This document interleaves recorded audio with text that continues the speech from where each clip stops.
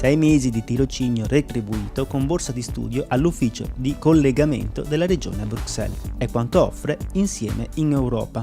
Iniziativa avviata nel 2006 grazie alla convenzione sottoscritta tra Federazione delle BCC del Friuli Venezia Giulia e amministrazione regionale. L'iniziativa si rivolge a clienti, soci o figli di soci delle BCC laureati con laurea quadriennale o specialistica in giurisprudenza, scienze politiche, comunicazione integrata per le imprese e le organizzazioni, economia, agraria, architettura e ingegneria civile. Al nuovo bando, entro il 15 maggio 2018, possono partecipare candidati di età inferiore ai 28 anni che abbiano conseguito la laurea con un voto pari almeno a 99 su 110, da non più di 12 mesi prima del periodo di stage.